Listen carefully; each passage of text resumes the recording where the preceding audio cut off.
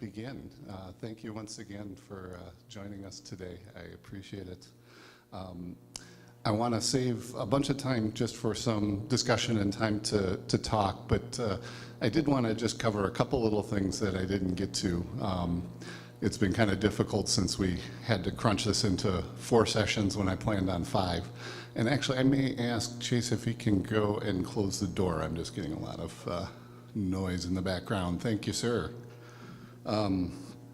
So if you're keeping score at home, this is a picture of Shrine of Our Lady of the Snows in Bellevue, Illinois, near St. Louis. So today I'm going to talk just a little bit about pilgrimage closer to home, and then leave plenty of time for discussion.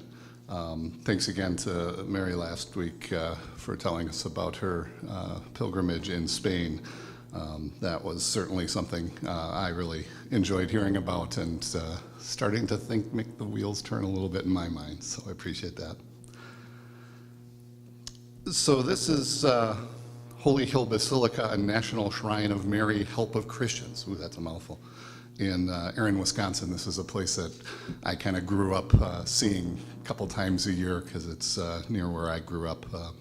Supposedly Marquette and Joliet placed a cross on the hill in the 17th century, and they built this in 1931, this particular building. The word I want to pick out of there is shrine. You may have heard that term, and there's a lot of different definitions for what a shrine is. The word that the meaning that I'm kind of picking out is a shrine signifying a church or another sacred place to which faithful make pilgrimage to. So there are a lot of shrines around. Do you know where the closest ones are to here? The grotto, yeah, that's the main one. There are websites where you can look up all of the shrines, generally Roman Catholic shrines in the country. Some places also put the cathedral in Portland on that list. I think many times cathedrals are just kind of by default because they have shrines in them. Especially if you go, well, I think a lot of US ones have this too, but like in Europe, almost every large cathedral will have these little chapels off to the side, very often dedicated to a saint, and you can go there and see those. And people do consider that a pilgrimage when you go to those. So, it doesn't mean you have to take a multi-day hike to go on a pilgrimage. Certainly from the Roman Catholic perspective, a lot of people kind of consider it a pilgrimage to get in their Oldsmobile and go to a place and get out and view that site. Here is the grotto. The grotto contains 5 shrines within it. There's one that's Lithuanian, one that's Polish, one Filipino, one Mexican, and one Vietnamese. So if you haven't been there, it's worth taking a look around. There's also an elevator ride kind of to the upper level. I think you have to pay $4 or something like that to take the ride, but it's a quite lovely place. And that gives you a little idea of where shrines are all over the country. Yeah, go ahead. Most of those are missions. Yeah, not all of them, but yeah. So it is considered by many to be a pilgrimage to walk the mission route, go from mission to mission, or to drive, or what have you. Yeah, but there's a trail of old missions that are really quite something to see. Has anybody gone to missions in California? Yeah. They really vary a lot. Some of them are not that much to see that hasn't been rebuilt hundreds of times, but others are almost more like museums and are really quite interesting to view. You sorry, Larry? Your Aunt Ina? What did you say?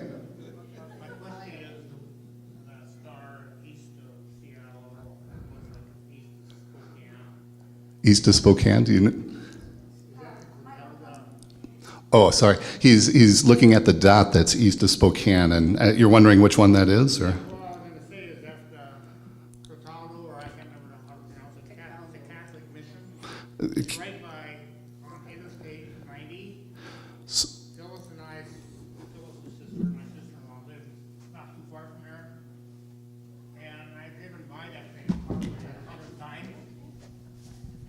We can't hear you. Okay, start over. Can you hear me? I don't know where over is because my memory is not so good to remember what I talked about. The thing is, by east of Spokane, it's on Interstate 90. What I was saying is, Phyllis and I have driven by that place probably 100 times. It's only like a quarter of a mile or blocks. Yeah, it's a Catholic, it's a mission. And so we stopped there about 3 years ago, and it was really good. You know, it's one of those things you drive by all the time. You never stop because you don't have time. But this time we did, and it was really good. So if you haven't done it, and you're on Interstate 90, it's worth the stop. And there's a museum there, too. A lot of history. Thank you. But anyway, this gives you an idea of the number of them that are around, and there are a bunch of websites. This one is thefaithfultraveler.com, and some websites have far more than are shown on this map, and this is one of these maps where you can zoom in, and when you zoom in, some of those dots will all of a sudden be multiple dots because there's so many in such a close area. But I think it's really interesting just to see, you know, what people are doing in terms of pilgrimage in the U.S. So I want to say a word about Catholicism. So that's, you know, all of those that we were looking at were from the Catholic Church. And, well, I'm hoping you all don't have as much baggage as I do, because I have a lot of baggage. I grew up in, I've told this many times, so sorry if this is kind of repetitive, but I grew up in the Wisconsin Synod. And I went to a Wisconsin Synod elementary school and high school, so that was 13 years. And the Wisconsin Synod are the folks who look at the Missouri Synod and go, wow, those people are liberal. We cannot have anything to do with them because they are wacky liberals. And so I kind of, you know, I was thrown out of the Wisconsin Synod. The story isn't as good as it sounds, but I still kind of have some gut reactions when it comes to some things that have to do with Roman Catholicism. And I'm kind of making penance, see what I did there? By trying to give you permission to embrace the things that you see that the Roman Catholics are doing that are, you know, that go along with your fundamentals of your faith. So going on a Catholic pilgrimage, you can do that on multiple different levels. You can do that as a travel experience, nothing wrong with that. Again, when you do things that are good for your health, for your spirit, for your body, for your mind, that is self-care, and that is a way to be a good Christian. It can be a spiritual thing. It can be a religious thing. That is okay. It is okay to go into a Roman Catholic cathedral, go to one of the chapels, light a votive candle, and have a prayer. The person next to you may be praying to the saint for intercession. That's fine. You don't have to worry about that. You do what you do. And embrace the atmosphere around you and be true to your faith. And that's a wonderful thing. So, like I say, I hope that people are not scared off by the Catholicism of some of these local pilgrimages. They're wonderful things.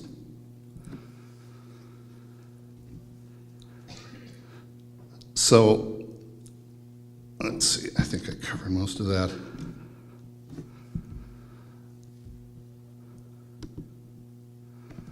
So what I'd like to do now is just kind of wrap up a little bit. What I found is that when I save my wrapping up till the very, very, very end, it gets hectic and crazy and all that. So I want to do that now. I want to talk a little bit about the sheets on the table, and then we'll kind of open it up for discussion. So I would very much like to thank you for joining me these last 4 weeks, traveling with me these last 4 weeks on this thing we've done together, what's the word I'm looking for? This pilgrimage, yes. I'd like you to think of this as being a pilgrimage that we've taken together.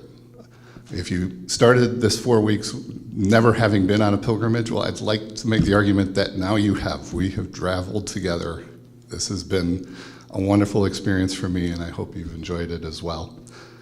In terms of the sheet there, this is something that I just like to do. It's not mandatory that you fill it out. It just helps me personally, and it helps the adult education team with just what you thought, what we could do better.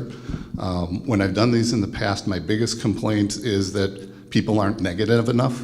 We really need negative comments of things that you didn't enjoy to help me be a better teacher, to help other people kind of understand where we kind of went into the weeds.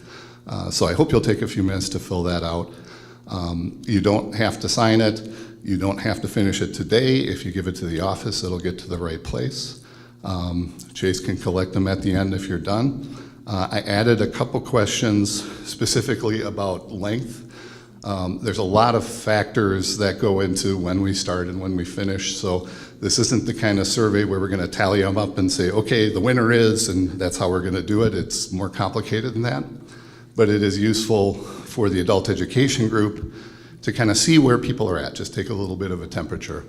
And one thing I didn't put on there that I should have, I put start time and end time, but what I should have put on there is ideal length. I'm curious as to what people feel is their ideal length, whether there's a set amount or whether it's just whatever the teacher feels like. If you can make a comment about that, I think that would be helpful. Again, that doesn't mean we'll always stick to it, but it's helpful to get a temperature reading of what people are thinking. On question number 5, maybe change number 5 to end. Oh, there's a typo there. I apologize. So yeah, the second one should have been the end time, not my apologies. So yeah, one was supposed to be what would be the ideal time to start, and the other one was supposed to be what would be the ideal time to end. And I've kind of talked about this before, but it used to be that we didn't have a lot of wiggle room because we had a next service starting, so we needed to get wrapped up so people could get into a mental state to be able to worship. And now we don't have that, but that doesn't necessarily mean we want these to be 3 hours long. So, getting people's idea of what is the ideal amount of time is helpful. I see some, oh, no, never mind. Any other questions about that sheet? And just any other comments you have, put them on the back. 2 pieces of feedback that we've already gotten that I'll just share with you. One is that people appreciated having 2 simultaneously. And that's not always going to be possible, but we're going to try to do that for most, if not all, of the sessions next year. Try to have 2 diverse topics. The second thing is the way it just kind of fell out this past year during this real transition time was we didn't have a lot of kind of more traditional Bible studies. And people have said that they missed that. So we're going to make a real effort to make sure that we do have more Bible studies. So just wanted to let you know, so if that's something on your mind, we've already kind of got that covered. So any questions about that in particular? Good. So if not, what I was hoping people might be willing to share a little bit is just what has this triggered in your minds?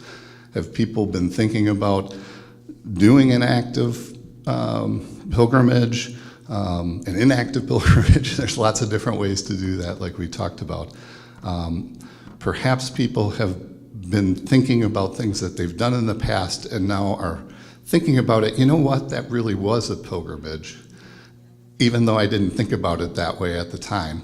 I would love to hear if people have any thoughts in that direction.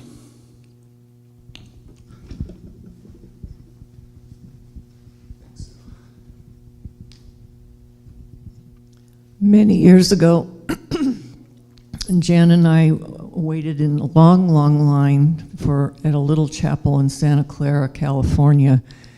And in the chapel was a little box, casket type thing, and allegedly the bones of Saint Therese were in there. And Saint Therese has a lot of meaning for me because I used to be in a liturgical dance group, and one of the members of the group represented Saint Therese in one of the dances. Anyway, we got our way in there, and they didn't let us stay for very long. And then we were continue moving to get out of there. But when we were waiting in that long line, they had a recording. Somebody was praying the rosary, and they just prayed it over and over and over again. And I learned the rosary that way. Anyway, I now, as a result of this class, think that was a pilgrimage. Excellent, thank you.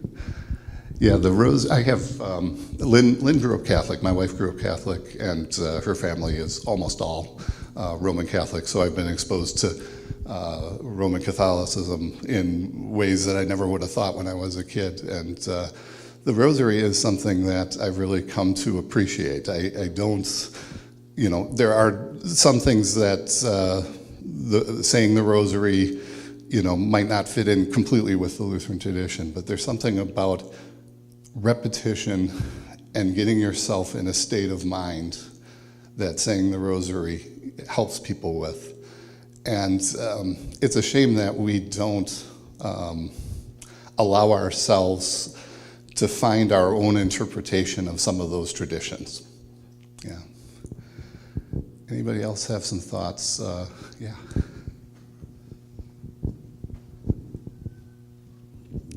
I know that I lost my father in the 70s, but in the 90s, Don and I and my sister and brother-in-law went to Norway, and I did not know where the family was.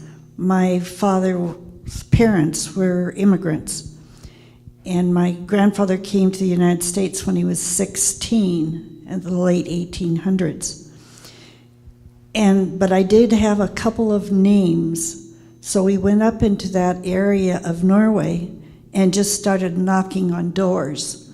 And I took a picture of 4 generations of women. And I went into the post office and asked if anyone knew of the family of Anna Arseth. And the gal in there didn't. Don went into the general store and asked the same question. And the young fellow said, yes, one son is over there in that house. There's another one that's about 3 houses up, and a granddaughter is up this way. So we just started knocking on doors. And we talked to one of the cousins, and he was like, So we decided to come back that evening after people were home, and we had just arrived right after one cousin, Carl, and his daughter had driven in. And I said in English, and I didn't know if they would understand being Norwegian, and I showed the picture of the 4 generations of women. And the cousin said, in the house. And we went in, and that night we were in the house where my grandmother was born.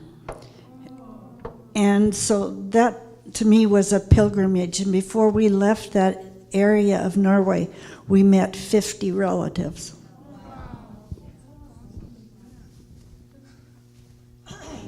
My wife's family comes from Ireland, and there is a farmhouse, which is kind of where the family, can all trace their origins back to.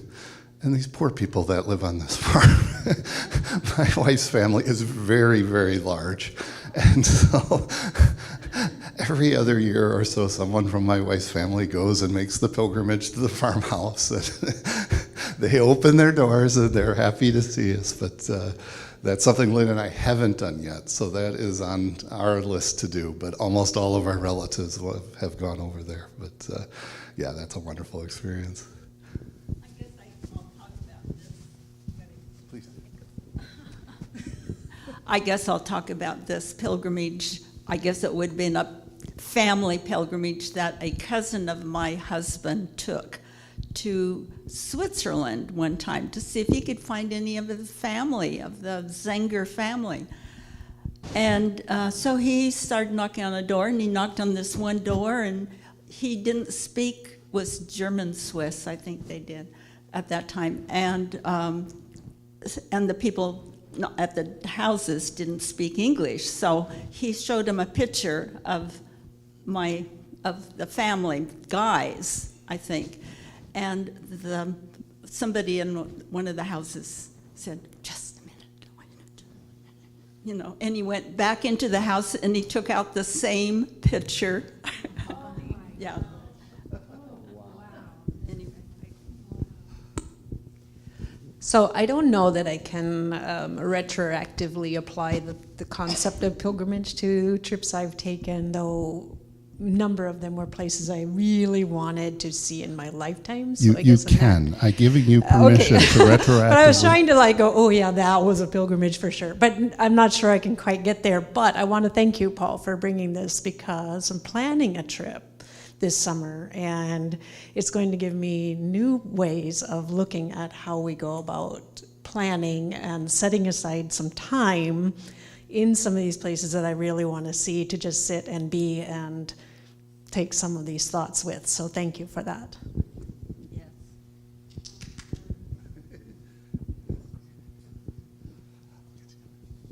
While we're talking about finding family in other countries, my mother's family came from Denmark, and I had a name of my mother's cousin.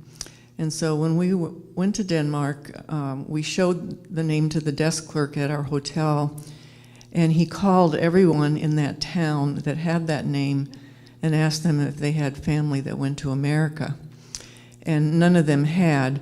But then a few years ago, my cousin found me on Facebook. And so now we're Facebook friends, and we found each other. That's great.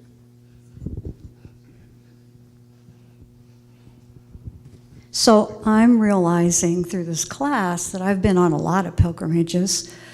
With your broad definition of what a pilgrimage is, I realize that even a mourning in this family cemetery with nieces and nephews, talking about 6 generations of ancestors, is a pilgrimage, and we've done that several times. But several years ago, one of my sisters was putting together my dad's World War II memorabilia, letters and scrapbooks and artifacts and things like that. She was writing a book, and we decided to go to Europe together, all 5 of us, to trace my dad's World War II footsteps. And so we were in France and Belgium, the Netherlands, and Germany. And we took the time to really be there and to sort of feel the essence of my dad being there in times of danger, but also, in times of good times as well. Probably the most meaningful day to me was finding the actual church in Germany, where when they were camped there for a while, my dad went to worship, and he wrote about the church, and we found it. And we were there on a Sunday morning before the service. We're sitting in the pew looking at, they hadn't changed it at all. We had these pictures, and it was exactly the same as his pictures. And the organist came in to practice for the service coming up. So we were sitting there with tears rolling down our cheeks, realizing we were sitting where maybe he had been sitting with an organ playing behind us, and that was a real important moment. Now, we had other places to go that day, so we didn't stay for the service, but we really, you know, the Bible readings were up there, and we had a bulletin, and we could kind of see what they were going to do, and it was an amazing time. And we really felt my dad's presence. And so when we got home, I put together a slideshow. I think I did it for Silver Saints several years ago, yeah, and juxtaposed our pictures with Dad's pictures to show, you know, when we were at Sacré-Cœur in Paris, and Dad was at Sacré-Cœur in Paris, the same lookout point, and that was his pictures of that church and our pictures of that church. And it was quite a pilgrimage for us. I hadn't called it that until now, but it was.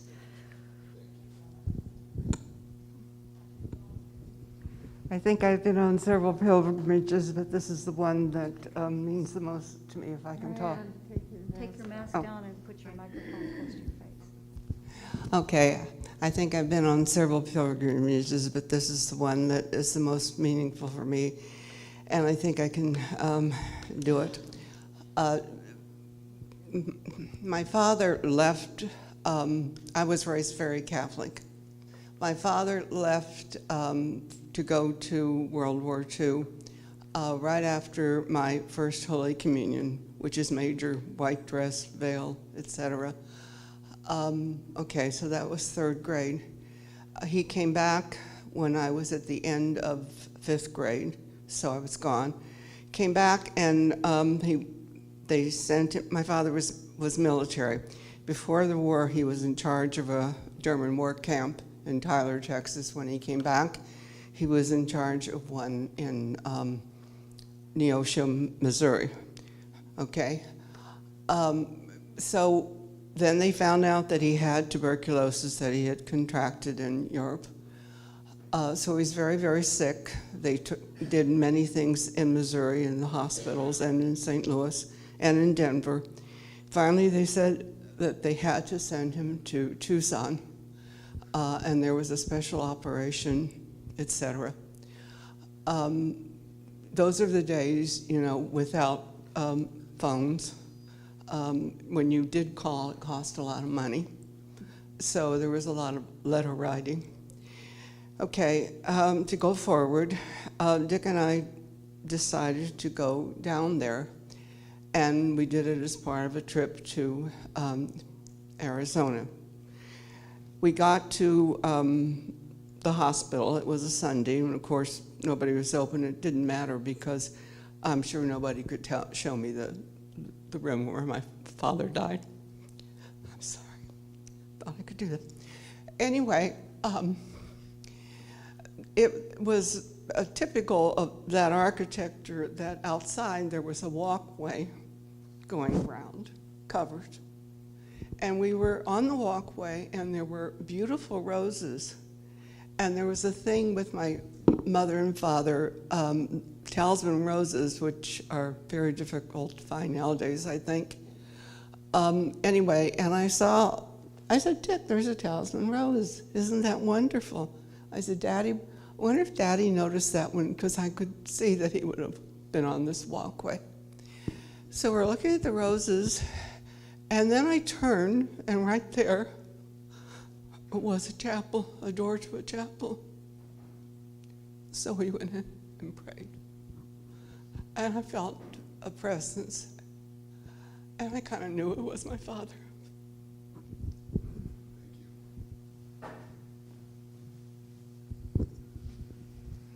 Thank you, Miriam. Anybody else have some thoughts they want to share? Something, yeah, go ahead, Larry. 10 years ago, we took a family pilgrimage on my side of the family that started back in 1951 and 1952. My folks grew up on farms in eastern Washington, and met at Washington State College. And anyhow, my dad was an engineer and ended up getting a job in Blythe, California. And then a year later, he got a job in Savannah, Georgia. And so we took this trip and we broke it into two parts. First was from Blythe to Portland, or from Portland to Blythe, and Blythe to Portland back. And that was in the springtime. Then in the late summer, early fall, we took the trip from Portland to Savannah, Georgia, and back. And my sister, who was 15 at the time we made this trip, kept a list of the towns they stayed in on the way. And we tried to match that trip as much as we could. It was all 2-lane roads back then, but interstate now. But it was a great trip. I had a great time. The places where we lived, but long ago, have been torn down. So, but and that year we drove over 10,000 miles on road trips. So. And then coming back, we followed the path back, and then we got to Independence, Missouri, and then we followed the Oregon Trail to Portland. So.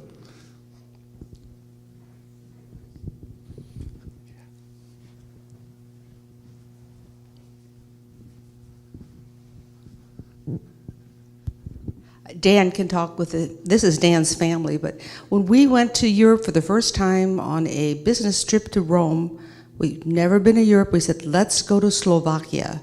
This was 23 years ago, and we don't speak Slovak. In the rural area where Dan's mother grew up for his first 20 years, we went to see where she lived and see her younger brother. She had passed away. She came to this country when she was 20. So it was our way of knowing what was her first life. And so we got to stay in the house that she lived in, not where she was born, but later she did live in it someone. And we got to see, again, her brother. They didn't speak English and we didn't speak Slovak. It was really strange. We never knew what we were going to eat, when, where we were going. And one of our cousins said, Sharon, take car. And I thought, oh, finally, we're going to get in a car because they don't have a car. She was saying to take care because she was afraid Dan would drink too much.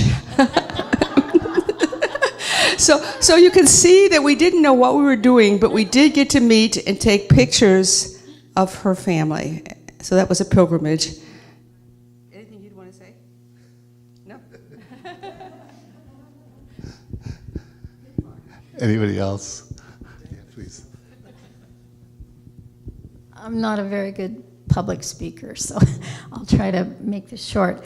My son and I found out that our traveling was going to meet up in Zurich, and I hadn't planned to go there, but I thought, well, I'll join him there. And so he had a friend, and he came in town later than I did. I got there first.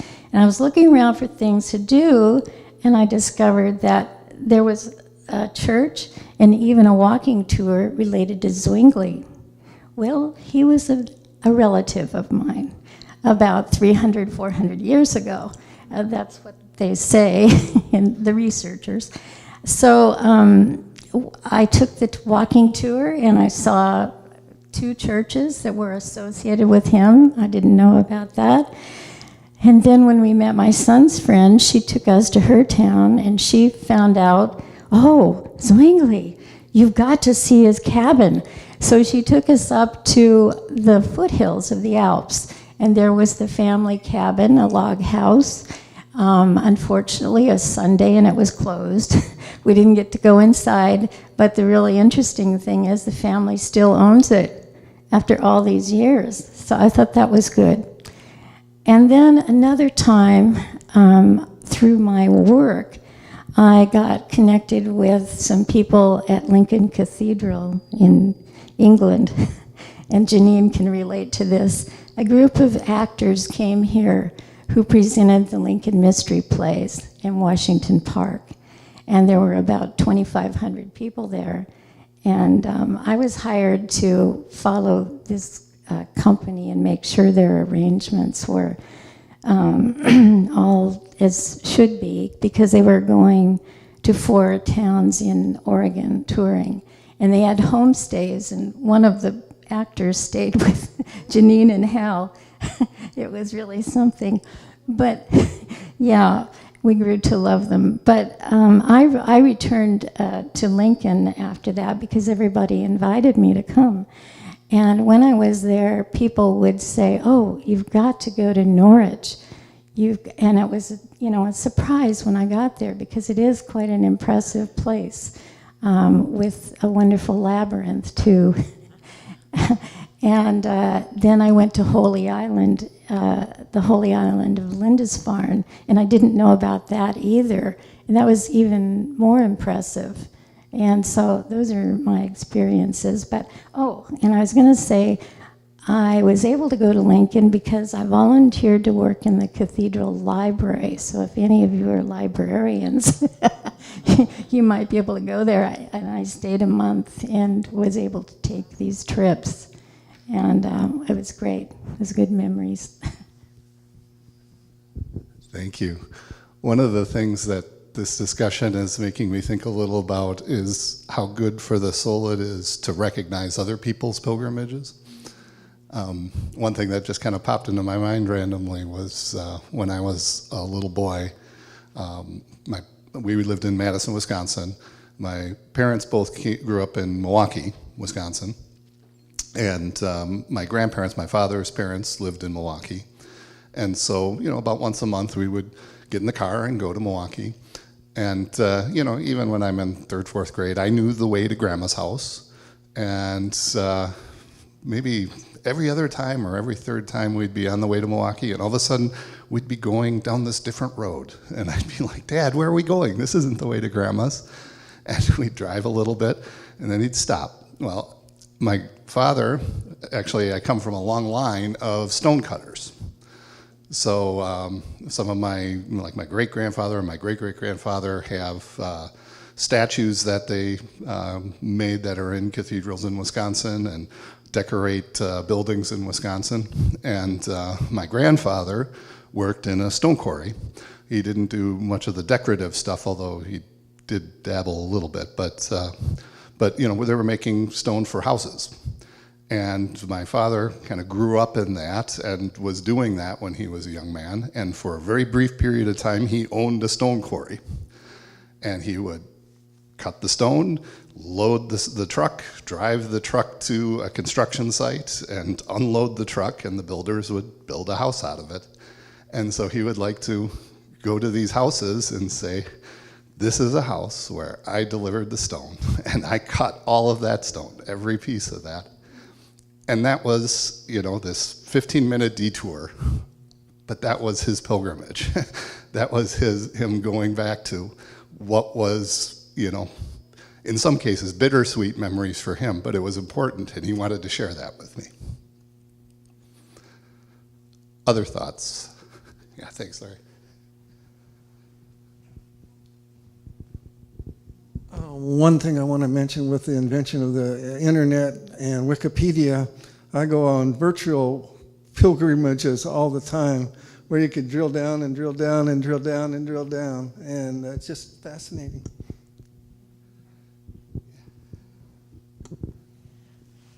Well, I like the way that Paul has dignified what we've been doing that we didn't know was a pilgrimage. And thinking of all the different ways you can do a pilgrimage. And if your heart is in it, it's a pilgrimage. That makes me happy.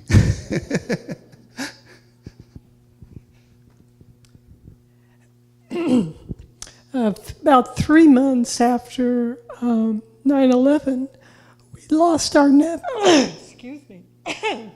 We lost our nephew, who was in the military down in Texas.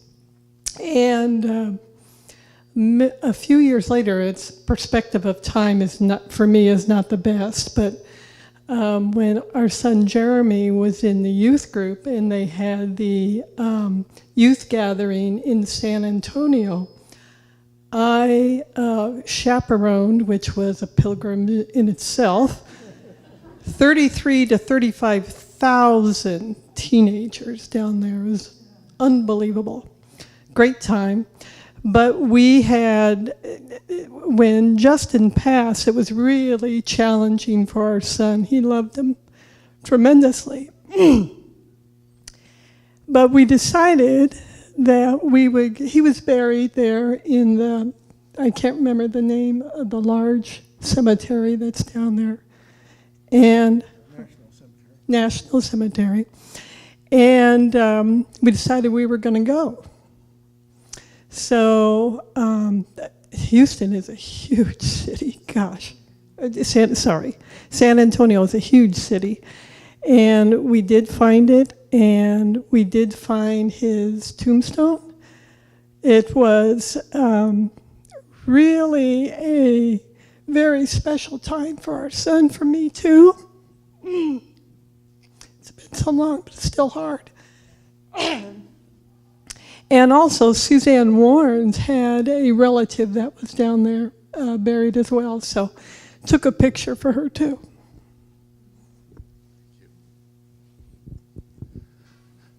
Does anyone have any thoughts about something that they're starting to think about that they might like to do? I'll just kick off with one that's in my mind. Our family was fortunate enough to go to Germany and see many of the Luther sites, you know, where he was born, and you know, the house he lived in Wittenberg and all these things. But we were with kids. I mean, it was great. We had a wonderful time. I think the kids got a lot out of it. But Lynn and I are thinking of doing that again, but this time as two adults, where this is our main focus. This is what we want to do. And so doing a Luther pilgrimage is something that I think is on our mind. Yeah. See the J.S. Bach places also. Yeah, say it in the mic. Well, I guess this would be a pilgrimage. I had 3 kids and a very, very good friend that was a Baptist, if that's important, which it isn't, but and we were very good friends, and we decided, and that she had little kids too, but our husband stayed home, and she and I went to a pilgrimage, I guess you'd call it, in Germany, and we visited Luther sites and J.S. Bach places, and saw where Luther preached and where J.S. Bach was organist, and et cetera, et cetera. Wonderful. Yeah. We, a little while back, did the one I've always wanted to do was the Nez Perce Trail. And the only issue was that's when there were a lot of fires, so we only got to do half of it. So about half, yeah. So we do hope to complete someday. Very nice. Yeah, and then hand it to Larry. Yes, right. Okay, I will. The pilgrimage to Germany was led by Herbert Brokering, if any of you remember him. He was a hymn writer, and his name is in our hymn book for many hymns that he's written. I have 3 of them, maybe 30 of them. I'm going to start with probably my favorite. We went on a tour with Brecky Tours out of Grand Forks, North Dakota. He was a linguistic professor there, and he did a lot of tours to pay for his college education, taking people back to Norway. And so we went on his tours, and we went over there, and he thought he was related to Phyllis, because she's a Frethheim, and relatives are Frethheim, but he wasn't. But he said you rent a car, and he said, I'll take you to your ancestry where Phyllis's Frethheim Farms was in or other. And so we did that, went over mountains, snow up there, reindeer up there, and we were driving a BMW, and you know, he was probably 70 years old at the time, drove pretty fast.